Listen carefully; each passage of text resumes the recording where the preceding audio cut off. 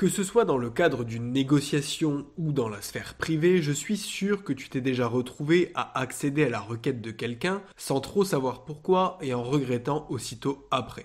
Allez, ne mens pas, je suis certain que tu as déjà dégainé ta carte bancaire juste pour faire plaisir à un vendeur ou rendu un énième service ingrat à un ami qui ne te rendra jamais l'appareil. Dans ce cas, félicitations, tu t'es déjà fait manipuler et si tu veux éviter que ça recommence, alors tu es tombé sur la bonne vidéo.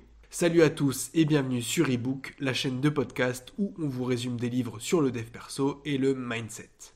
On dit généralement que nous prenons nos décisions à 80% sur la base de nos émotions et seulement à 20% sur la base d'éléments rationnels. C'est donc capital de savoir comment certaines personnes vont réussir à nous faire agir de façon émotionnelle pour nous faire des choses qu'on n'aurait pas fait en temps normal et parvenir à leur fin.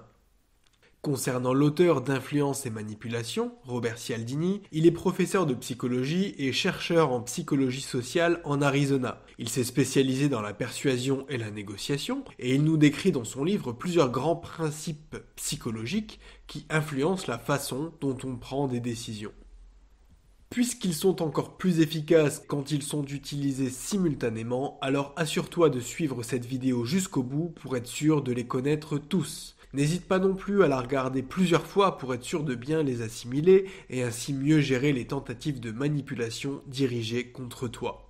Et avant de passer à l'étude de ces derniers, assure-toi d'être abonné à cette chaîne YouTube et d'activer la cloche de notification.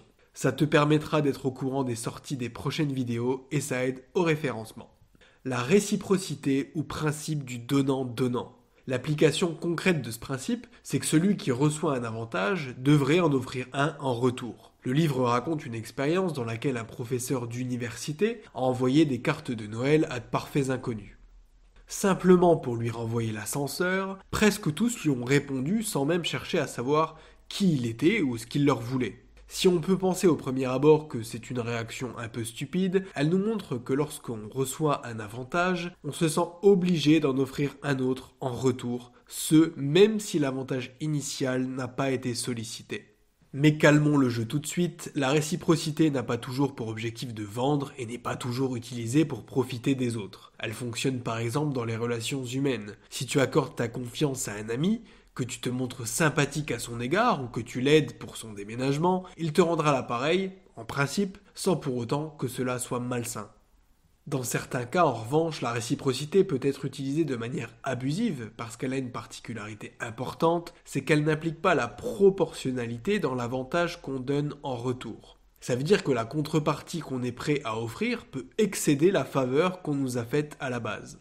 L'auteur cite l'exemple de la secte de Krishna dont un membre offrait un objet comme un livre ou une fleur à des passants dans la rue avant de leur demander une contribution financière. Puisqu'ils avaient d'abord reçu quelque chose, les passants se sentaient obligés de donner une somme d'argent qui bien souvent excédait la valeur de ce qu'ils avaient reçu. Une autre technique intéressante avec la réciprocité est celle visant à simuler une concession pour en induire une autre en retour. On va en fait formuler une grosse requête à une personne qui va refuser avant de faire une concession en formulant une seconde requête plus petite. Pour mieux comprendre, prenons un exemple tiré du livre. Un magasin vend des tables de billard de gamme différentes à des prix plus ou moins élevés. Le but étant bien entendu d'en vendre plus et de vendre les plus chers en priorité. L'expérience consistait à proposer aux clients d'abord les bas de gamme avant de leur suggérer des modèles plus coûteux. Puis, la semaine suivante, et c'est ça qui va nous intéresser, on ancrait le client sur les modèles les plus chers, donc on lui proposait d'abord les produits haut de gamme. En cas de refus, on le dirigeait progressivement vers des modèles de moins en moins onéreux. Le vendeur faisait donc des concessions en s'adaptant à chaque fois au budget du client. Le résultat de cette expérience montra que cette semaine-là, le chiffre d'affaires était 20 fois plus élevé que la première. Puisque le vendeur avait faim de voir ses objectifs de vente à la baisse, le client aura l'impression de l'avoir pressé comme un citron. Il repartira donc du magasin avec un sentiment de fierté, même si c'est lui qui s'est fait avoir. La technique pour éviter de se faire avoir avec la réciprocité, c'est qu'il n'y en a pas vraiment. Le seul moyen est d'anticiper son activation en refusant l'offre initiale, ce qui n'est pas toujours simple. Alors avant de recevoir d'autrui, demande-toi simplement si la faveur qui t'est faite est 100% gratuite et, si tu es amené à donner quelque chose en retour, demande-toi si la contrepartie est bien proportionnelle. Engagement et cohérence. La cohérence est le principe en vertu duquel on va agir en conformité avec nos pensées et notre système de valeurs. Ça veut dire qu'on s'est préconditionné à être et à penser d'une certaine manière et qu'on va agir en fonction de ça. Quelqu'un qui se décrit comme généreux et altruiste sera par exemple plus enclin à donner de l'argent à une association que quelqu'un qui se dit ouvertement et qu'on décrit aussi comme étant radin. Jusqu'à là, c'est logique. Nos actions reflètent notre état d'esprit et inversement, ce que nous faisons et disons influe sur notre façon de penser. L'auteur donne l'exemple des paris hippiques. Avant la course, les joueurs ne savent pas trop sur quel cheval miser. Mais une fois leur décision prise, ils seront plus convaincus que jamais que leur cheval est le meilleur. Leur pensée va donc entrer en cohérence avec ce qu'ils viennent de faire. D'un point de vue biologique et social, cette cohérence s'explique par le fait que quelqu'un qui changerait d'avis trop souvent serait perçu comme inconsistant et peu digne de confiance. En plus, ça impliquerait d'avoir à réfléchir pour la moindre petite décision, donc se fixer une ligne de conduite et camper sur ses positions a parfois du bon. Si la cohérence est une preuve de force mentale, elle peut par contre nous pousser à renchérir contre nous-mêmes.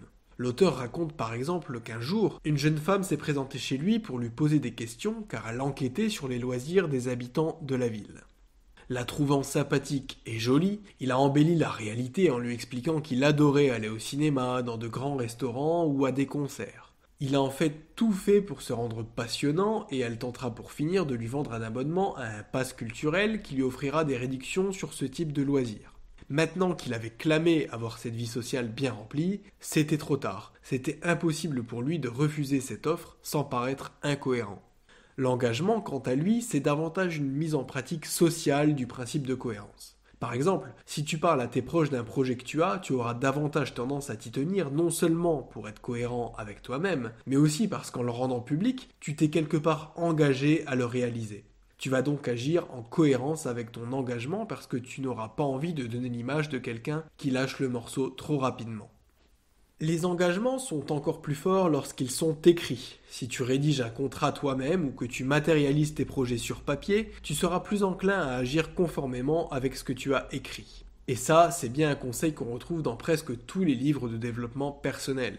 Écrire tes objectifs sur papier ou sur tableau blanc, ça te forcera à passer devant tous les jours et à ne pas te chercher d'excuses. Enfin, les engagements les plus forts sont ceux qui ont impliqué une attitude active. Le livre donne l'exemple des rituels d'initiation que l'on retrouve dans les universités. Les bizutages qui y sont pratiqués sont parfois assez originaux et peuvent prendre la forme de jeux d'alcool ou encore du port de déguisements ridicules. Au final, au vu des efforts fournis pour se faire accepter par le groupe, la cohésion et la solidarité seront des valeurs importantes. La particularité de l'engagement, c'est qu'il influence ton comportement et peut même modifier la perception que tu as de toi-même. Peut-être que tu as déjà entendu parler de cette expérience de 1972 qui consistait à demander quelques centimes à des passants dans la rue. Dans 9 cas sur 10, le passant refusait. Dans un second temps, l'expérimentateur demandait au passant quelle heure il était, puis lui demandait quelques centimes. Surprise, les chances de succès étaient 4 fois supérieures. S'il n'y a aucun lien entre le fait de donner l'heure et celui de donner de l'argent, l'explication retenue est qu'en donnant l'heure, le passant s'est auto-convaincu qu'il était une personne serviable et aimable. Donner quelques centimes à l'expérimentateur le confortait donc dans la perception qu'il avait désormais de lui-même. Preuve sociale, l'imitation des autres. Il est bon de rappeler que le processus d'imitation existe chez tous les animaux. L'exemple le plus connu est celui du mouton qui se jette d'une falaise avant d'être suivi par un second, puis bientôt par tout le reste du troupeau. Je te l'accorde, l'exemple est ici un peu grotesque, mais l'homme raisonne un peu de la même façon. Pour pouvoir survivre, il est dans sa nature de se méfier et de douter de tout ce qu'il ne connaît pas. Poussé par son instinct grégaire et par un certain désir de similarité, ça sera plus facile pour lui de faire comme les autres, même si objectivement ça ne relève pas forcément du bon sens. Certains manipulateurs et marketeurs ont d'ailleurs bien compris le principe de la preuve sociale et créé par exemple des publicités qui prennent la forme de fausses enquêtes. Dans celles-ci, des personnes qui sont en fait des acteurs sont interviewées et se mettent à vanter une attitude ou un produit. Et comme par hasard, ces acteurs sont souvent du même âge et du même sexe que le client cible de la marque. Au final, même si le téléspectateur n'est pas stupide, qu'il comprend que ce sont des acteurs, il va quand même intégrer le message et quelque part se sentir proche du produit vendu. Et ce mécanisme, on le retrouve aussi avec les rires préenregistrés. Là, c'est carrément évident que c'est quelque chose de purement artificiel et suggéré. Pourtant, les séries ou scènes de séries qui en contiennent sont perçues comme étant effectivement plus drôles. Il y a aussi des cas dans lesquels la preuve sociale nous pousse à rester passifs. Si tu vis en ville, tu as peut-être déjà assisté à une scène dans laquelle, en pleine rue, une personne se retrouve en situation de détresse, par exemple parce qu'elle se fait agresser ou qu'elle fait un malaise. Tout le monde aperçoit ce qui se passe, s'agglutine autour de la victime, se jette des coups d'œil, mais pour autant, personne ne réagit. La raison de cette inaction, c'est qu'il est mal vu de paniquer en public, car ce serait montrer une faiblesse. On hésite à intervenir, mais on se dit que si personne ne le fait, c'est qu'il y a une raison. Même si la situation génère des émotions, et que c'est évident qu'il faut agir, on va s'en remettre à l'action des autres. Et ça n'a en fait rien à voir avec la lâcheté. Le problème, c'est pas qu'on a peur de passer à l'action, c'est que personne ne passe à l'action avant nous. C'est pour ça que si tu te retrouves un jour à être agressé ou à faire un malaise en pleine rue, évite d'attendre que quelqu'un réagisse et interpelle directement une personne que tu auras choisie. En l'impliquant et en la désignant directement, elle se sentira digne de t'aider et en plus, elle n'aura pas le temps de se poser de questions. Tu auras donc plus de chances d'être secouru. Sympathie. La sympathie qu'on donne et qu'on reçoit d'autrui est par principe une bonne chose. Si elle est la plupart du temps sincère, la sympathie peut très bien être simulée par quelqu'un pour que tu acceptes ses requêtes, voire même ses idées. Après tout, tu feras plus facilement le dos rond face à quelqu'un qui t'est agréable plutôt que face à quelqu'un qui t'insupporte. Ainsi, si tu te rends dans une boutique et que le vendeur te paraît excessivement sympathique, excessivement rapidement, demande-toi si le sourire commercial qu'il t'affiche ne l'est pas simplement pour te vendre un truc dont tu n'as pas besoin. Mais comment peut-on paraître plus sympathique aux yeux de quelqu'un ? La première technique répond au nom d'effet de halo. C'est une sorte d'aura que dégage une personne et qui lui permet de faire une bonne première impression.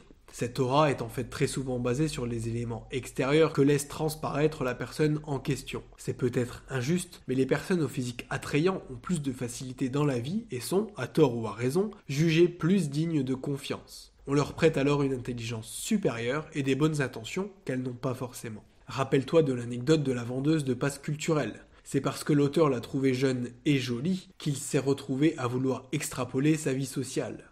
Ça n'est pas pour rien si les personnes belles sont souvent plus représentées dans les métiers qui impliquent un contact client. Pour certaines professions comme serveur, serveuse, on dirait que les exigences en la matière se sont un peu allégées. Mais pour des métiers comme hôtesse de l'air, steward, ça reste assez explicite.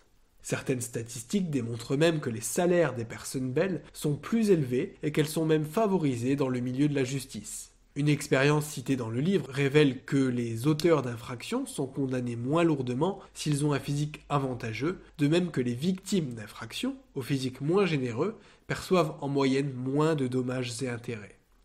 En dehors du physique, une autre technique pour paraître sympathique a trait au principe d'association. Comme on l'a vu, l'humain a peur de l'inconnu et va donc plus facilement faire confiance à ceux qui lui ressemblent, mais aussi à ceux à qui il veut ressembler ou être associé.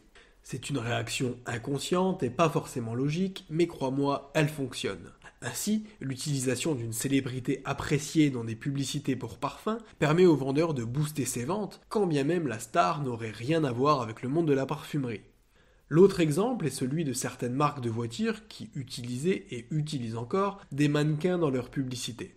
Inconsciemment, la voiture sera associée à la beauté de la fille allongée sur le capot, puisque c'est souvent de ça dont il s'agit, pour suggérer au prospect masculin que s'il achète la voiture en question, c'est le genre de femme qui l'attirera à l'avenir. À côté de ces associations positives, il existe aussi des associations négatives. Par exemple, il n'est pas rare que des présentateurs météo fassent personnellement l'objet de menaces simplement parce qu'ils ont annoncé le mauvais temps.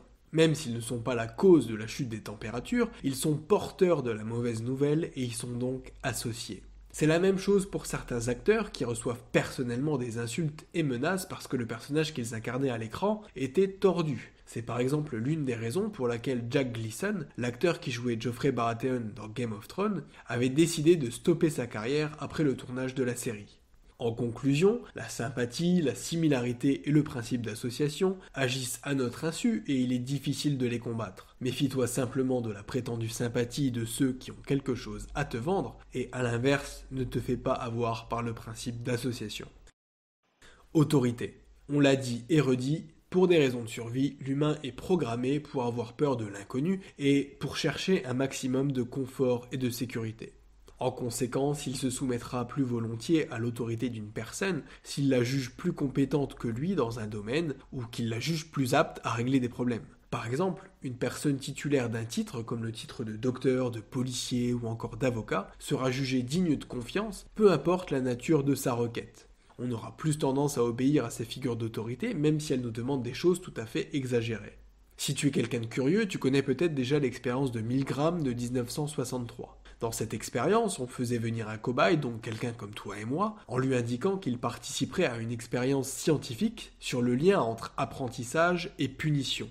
En gros, est-ce que plus on est puni pour nos erreurs, et mieux on apprend d'elles? Le cobaye était accueilli dans une pièce où se situait un expérimentateur vêtu d'une blouse de scientifique et qui allait diriger l'expérience.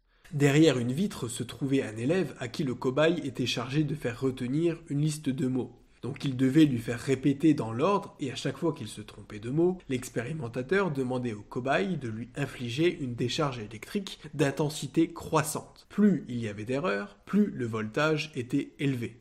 Même si l'élève poussait des cris de douleur et même si les boutons sur lesquels le cobaye appuyait indiquaient un voltage dangereux, il continuait à s'exécuter à la demande de l'expérimentateur.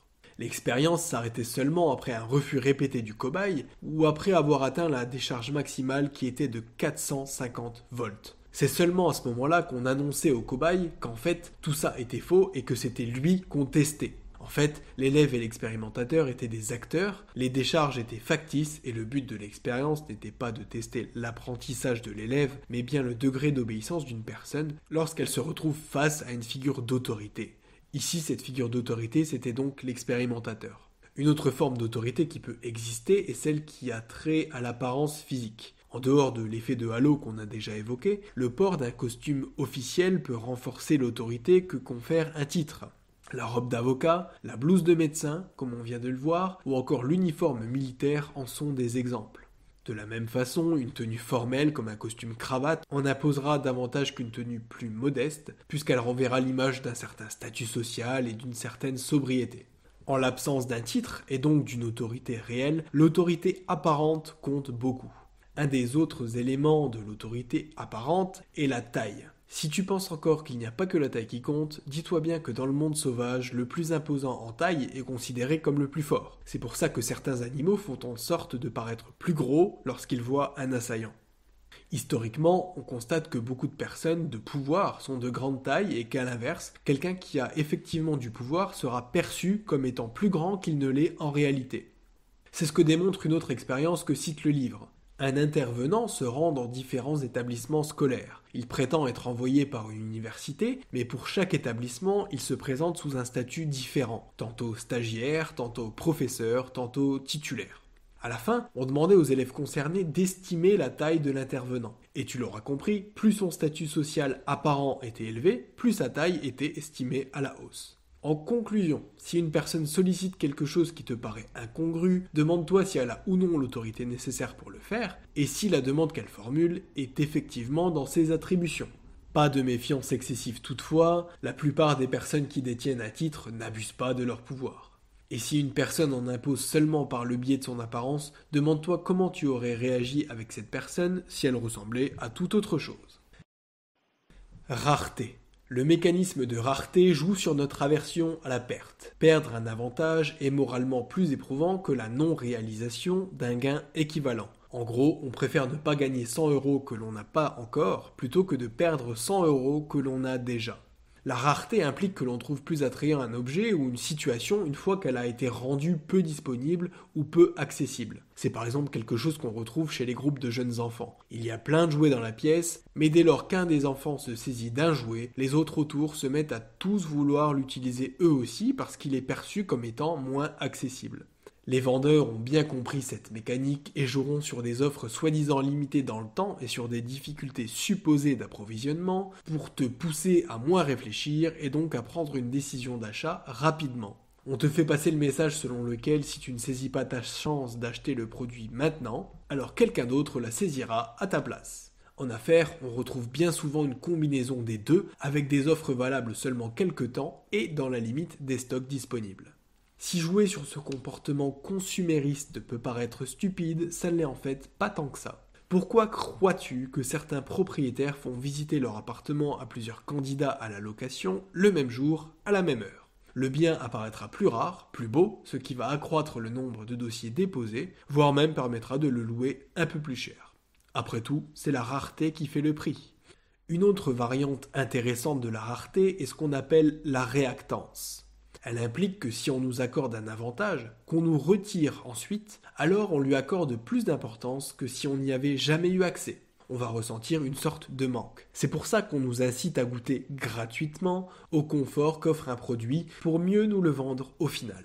Crois-moi, si on t'accorde un essai gratuit sur un logiciel ou sur la version premium d'une plateforme, ça n'est pas pour tes beaux yeux. On ne fait que te tendre la carotte pour te la retirer aussitôt après. Ça créera chez toi un besoin que seule une décision d'achat pourra assouvir. Si tu te retrouves en confrontation avec la rareté, demande-toi si tu désires tel objet parce que tu en as besoin ou simplement parce qu'il est rare. Si cet objet n'était pas en promotion ou bientôt en rupture de stock, est-ce que tu l'aurais acheté quand même ? En conclusion, tu auras bien compris que ces biais psychologiques influencent grandement tes décisions, et peut-être que tu es toi-même déjà tombé dans le panneau en disant oui alors que tu pensais non. Si on a vu quelques tactiques pour contrer ces principes, ça n'est en réalité pas si simple que ça, car ils sont souvent utilisés simultanément par des personnes qui manient très bien la communication. Les biais vont alors se cumuler pour plus d'efficacité. C'est ce que font par exemple certaines boutiques en ligne. Pour piquer des parts de marché à une concurrence de plus en plus développée, il n'est pas rare de voir des offres de produits présentées de la manière suivante. Le produit est à moins 50%, ancrage, mais seulement pour 24 heures, rareté. En descendant sur la page, des témoignages de clients satisfaits seront mis en avant, preuve sociale. Mieux encore, c'est un produit magique recommandé par 70% des médecins, autorité. J'ai volontairement illustré chaque principe avec beaucoup d'exemples, donc n'hésite pas, sens-toi libre de laisser un commentaire pour nous raconter une anecdote dans laquelle tu as subi l'un de ces principes ou dans laquelle tu t'es fait manipuler. C'était ebook, je te dis à bientôt pour une nouvelle vidéo, ciao ciao.